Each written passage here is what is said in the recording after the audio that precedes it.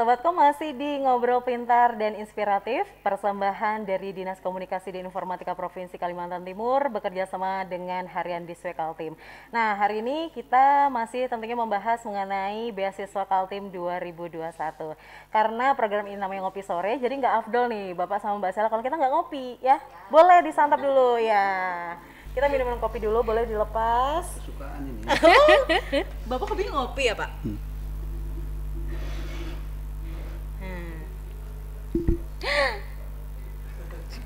Maaf Pak, saya nggak tahu. Bapak sukanya kopi hitam atau kopi-kopi yang lain Pak? Oh, kalau saya bukan yang hobi begitu ya. Oke. Sekedar penikmat Oh, saja. sekedar penikmat ya. Nah, Sobatkom juga saya tetap mengingatkan Sobatkom semua, siapa tahu Sobatkom ingin bertanya-tanya seputar beasiswa Kaltim, Sobatkom bisa layangkan pertanyaan di kolom komentar live di Instagram Diskominfo Kaltim dan juga Facebook nomor 1 Kaltim.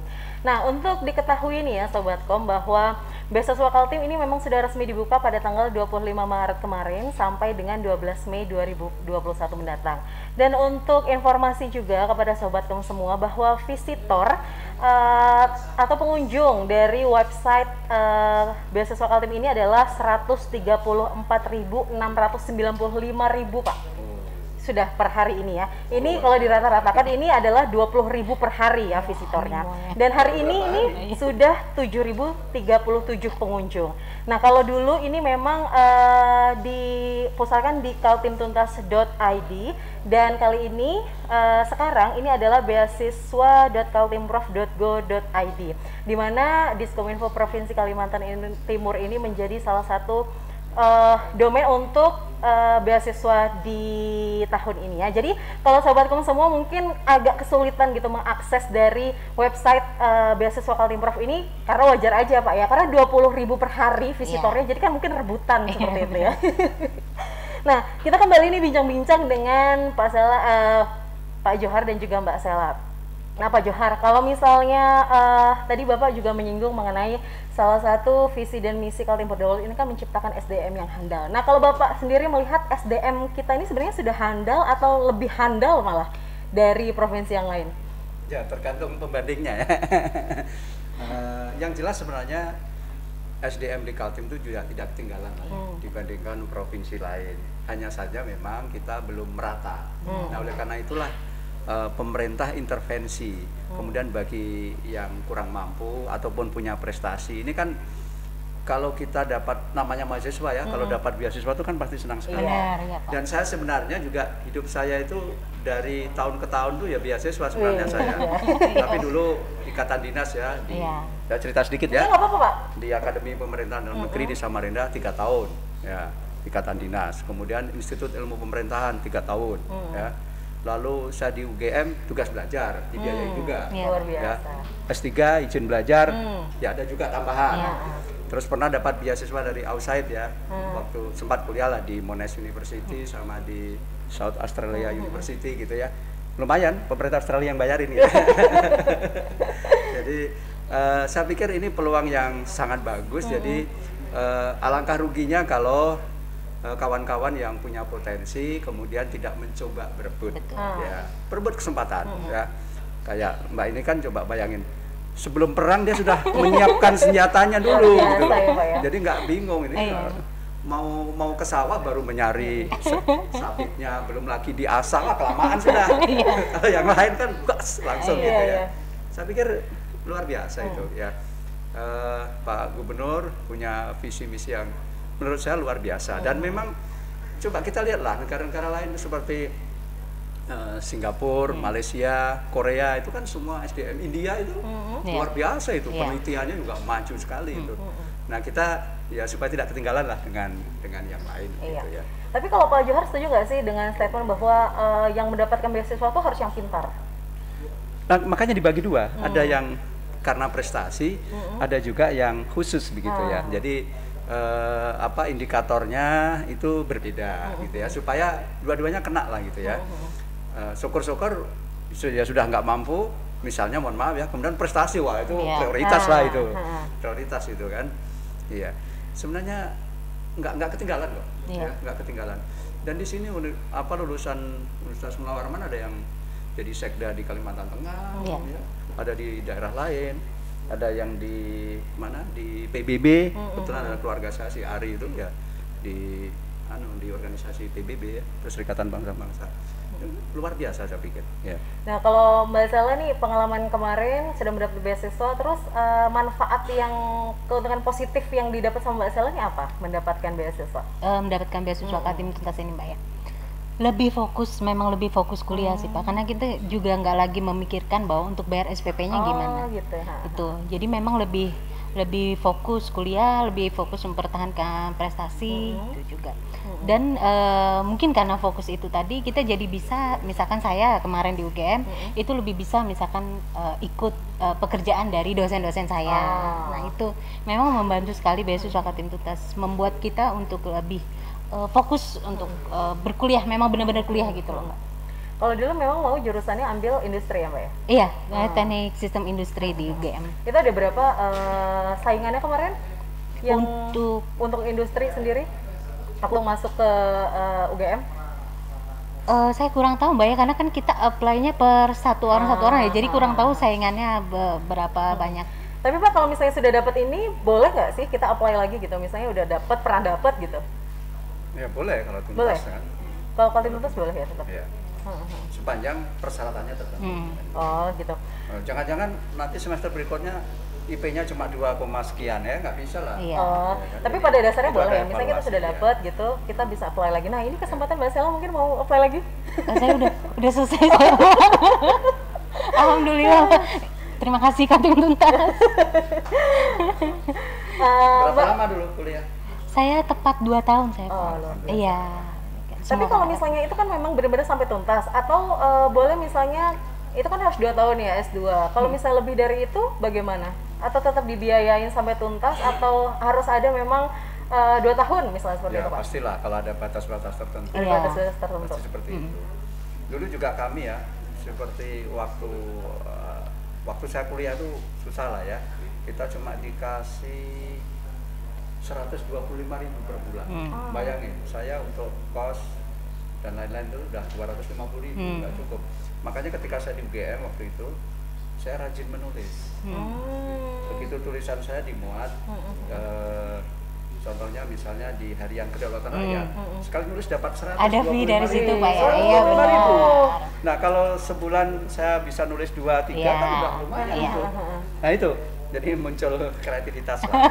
Jadi mungkin selain kita sudah kuliah, tapi bisa berkreatif sekreatif mungkin gitu Pak ya, untuk bisa mungkin membantu juga pendidikan kita gitu ya. Benar. Ya karena kan harus mencukupkan. Benar Pak. Iya. Nah kalau Mbak Sela ini udah pernah beberapa kali dapat beasiswa yang lain gitu? Iya. Dulu Mbak, waktu saya menempuh pendidikan di Universitas Mula Warman, dulu saya dapat juga untuk Kaltim Cemerlang. Memang pemburu beasiswa nih, kayak Pak Jokowi juga ya pemburu beasiswa. Karena emang rugi banget Mbak, kalau kesempatan itu nggak dimanfaatkan tuh rugi sekali. Bener banget. Apalagi beasiswa Kaltim Tuntas ini, nuhun sewu, tidak ada ikatan setelah kita menyelesaikan. Jadi itu rugi sekali kalau kita tidak manfaatkan dengan baik. Maksudnya untuk beasiswa lain mungkin bisa dibandingkan. Untuk beasiswa yang full pendanaan itu pasti minta feedback kan Pak ya, biasanya minta feedback, minta kita harus ada sesuatu yang kita berikan sebagai timbal balik. Tapi beasiswa Kaltim Tuntas ini benar-benar pengen supaya sumber daya manusia di Kaltim ini maju gitu. Tuh yang saya salut sama pemerintah Kalimantan. Setelah selesai ya sudah nggak ada. Iya, mau kemana ya terserah Anda, yang penting Anda menyelesaikan. Nah itu saya salutnya. Nah sepengalaman Mbak Sela apply beasiswa itu ada hal-hal yang paling sulit nggak sih selama apply beasiswa itu? Untuk hal kayaknya nggak ada sih Mbak, ya semua berjalan ya alhamdulillah dengan lancar aja. Cuma ya itu tadi apa yang saya sarankan, kok bisa dari jauh sudah dipersiapkan. Selain itu apa tips dan trik lainnya? Itu aja sih Mbak. Kalau bisa sih, kalau saya boleh kasih saran ya, di awal-awal berusaha untuk selesaikan itu semua di awal-awal. Takutnya soalnya kita tidak tahu, maksudnya kita kan berkaitan dengan server ya. Takutnya nanti server down karena terlalu banyak atau apa, jadi lebih baik hal-hal kecil itu diantisipasi. Tapi nanti supaya efeknya nanti nggak tambah besar atau kita tambah molor kan, karena kita punya waktu juga ya Pak ya. Iya. Pak, kalau kita ini kan menghadapi pandemi nih ya sudah setahun, dan otomatis kan juga mempengaruhi pendapatan dan juga perekonomian. Nah, kalau misalnya di Kaltim ini, apakah bagaimana tentang perbedaan anggaran untuk tahun ini sama tahun kemarin? Apakah ada perbedaan yang cukup signifikan? Ya, memang mengalami penurunan karena juga negara turun ya, sehingga dana bagi hasil juga mengalami penurunan. Belum lagi dengan Undang-Undang Cipta Kerja ini banyak juga kewenangan yang ditarik ke pusat. Ini sebenarnya bagi daerah ini ya agak rugi lah gitu ya. Tetapi komitmen gubernur terhadap peningkatan sumber daya manusia itu tetap tinggi ya. Mudah-mudahan, dan saya yakin juga DPRD pasti memberikan dukungan lah ya. Karena ini investasi jangka panjang. Kalau investasi ya mohon maaf, kalau infrastruktur kan kita bangun sini dipindah ke sana sebenarnya nggak ada masalah kan. Tapi kalau sumber daya manusia ini memang perlu waktu yang panjang dan nanti bisa dinikmati setelah sekian tahun. Nah, saya cerita sedikit lah ya. Ketika kami dulu mendapatkan beasiswa untuk S1 di Institut Ilmu Pemerintahan ya. Itu memang kami pegawai, sudah pegawai ya. Kita dari Kaltim itu ngirim cuma sedikit. Kalau dari Kalbar, begitu misalnya suaminya dapat beasiswa, kebetulan istrinya pegawai juga, itu disuruh berangkat dua-duanya. Dan jumlahnya lebih banyak. Sekarang yang dokter di Kalimantan Barat banyak sekali, yang sudah dokter-dokter masih muda gitu ya.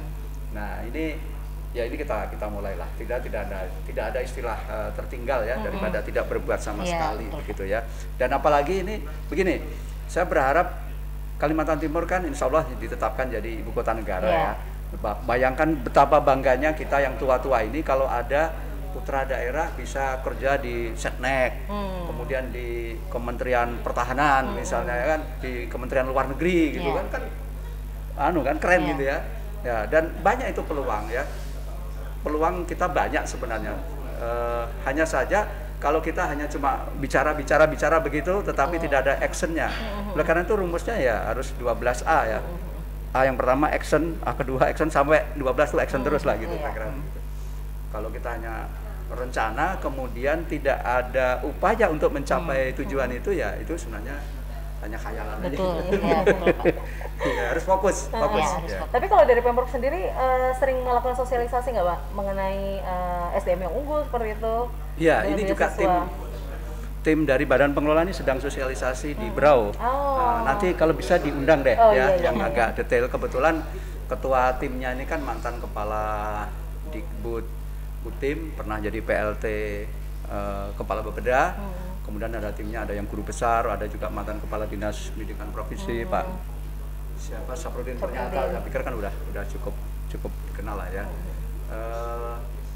Saya harapkan nanti bisa diundang lah ya, supaya lebih menyebar kemana-mana informasinya, kan masih ada waktu nih ya. Kalau dari Pak Johar ini kan kita lihat ya rekam jejaknya ya Mbak Sela, banyak banget dapat beasiswa. Nah sampai S3 ya Pak ya kemarin ya? S3 itu izin belajar tapi dapat bantuan ya. Tapi dapat bantuan juga. Nah mungkin Bapak punya tips dan triknya Pak, ini gimana untuk bisa menyemangati juga Sobat Kom di rumah nih, apalagi yang masih muda gitu. Ya memang kalau idealnya sih tugas belajar ya. Kalau tugas belajar kita ninggalkan pekerjaan full untuk belajar. Itu saya di UGM 1,5 tahun selesai. Sebenarnya malah 15 bulan bisa selesai, tapi karena anak kedua mau melahirkan, saya sama istri disuruh nungguin deh. Jadi tapi kalau yang waktu S3 jangan dicontoh. Terlalu lama, walaupun waktu teori prelium saya pertama lulus, ujian seminar proposal pertama lulus. Habis itu asik bekerja. Kira-kira 2,5 tahun itu enggak ya sebenarnya rugi saya. Karena kan harus bayar terus kan semester gitu ya. Kalau di Unpad, saya di Unpad waktu S3 itu satu semester 25 juta bayar sendiri kan, walaupun ada bantuan dikit lah gitu ya, tapi masih kurang lah. Apalagi waktu itu penerbangan hanya dari Balikpapan ke Jakarta, kita harus naik bis lagi. Wah itu melelahkan, tapi saya alhamdulillah itu selama teori saya masuk terus, sekali aja saya izin. Jadi apa nih Pak tipsnya nih supaya semangat untuk bisa dapat beasiswa? Iya, jadi gini, kita fokus, kita itu mau jadi apa sih gitu ya. Nah saya kan juga sudah menulis buku, udah udah edisi revisi ya, udah 2 kali itu udah habis ya. Kita nanti akan mencoba, saya pernah jadi PJS Bupati Kutai Timur ya, nanti mau saya tulis juga itu. Nanti pengalaman-pengalaman bagaimana mengambil sebuah kebijakan, bagaimana mengatasi masalah, bagaimana mendamaikan orang yang dan sebagainya, banyak itu pengalaman-pengalaman walaupun hanya singkat, itu bisa lah nanti memberikan manfaat kepada orang lain. Berikan motivasi ya, juga Pak ya. kan kalau kita bisa menulis kemudian dibaca orang, kita udah meninggal kan, insya Allah dapat pahala gitu loh. Itu saya sekarang juga ngajar di Unmul juga saya, ngajar di Spisam juga, diminta lagi. Dulu memang pernah ngajar saya di Widya Agama. Tahun 96 saya udah ngajar di Widya Agama di Untak, ya. Ya pernah kali itu. Iya. 96 berarti saya masih, masih kecil banget nih. Iya. Kalau saya udah mau pensiun ini. Sudah 60 nih saya. Kalau Mbak Sela setelah mendapat beasiswa Kaltim Tuntas ini ada nggak orang-orang mungkin anak-anak atau yang ingin juga apply beasiswa itu tanya-tanya gitu ke Mbak Sela mengenai pengalamannya? Iya, banyak sih Mbak yang teman-teman utamanya yang nanya bagaimana jadi bisa mendapatkan kemarin full pendanaan. Sebenarnya saya mendapatkan itu kan ketika saya masuk semester 3. Iya. Baru masuk semester 3, sehingga saya mendapatkan pendanaan untuk 2 semester untuk kemarin. Tapi sampai selesai. Nah, banyak memang yang bertanya tipsnya, yaitu tips yang bisa saya berikan itu tadi. Nah, terus kalau mau perang benar ya Pak ya, kalau mau perang itu jangan pas mau perangnya. Jadi memang harus jauh-jauh. Iya, karena memang berebut sekali Mbak. Dan memang saya ngalamin sendiri Mbak. Hari pertama itu baru jam 5 sore yang submit sudah mau 700 orang sudah submit itu. Belum lagi yang ngunjungin kan, lebih banyak lagi tentunya. Yang submit aja udah mau 700. Nah itu memang kita bersaing, tapi bersaingnya secara sehat gitu. Kompetitif gitu ya. Kompetitif. Ya, baik sobatkum semua, kita akan lanjutkan ngobrol-ngobrol kita, dan jangan lupa untuk beri pertanyaan ya di kolom komentar Instagram Diskominfo Kaltim dan juga Facebook nomor 1 Kaltim, dan kita akan kembali setelah pesan-pesan berikut ini.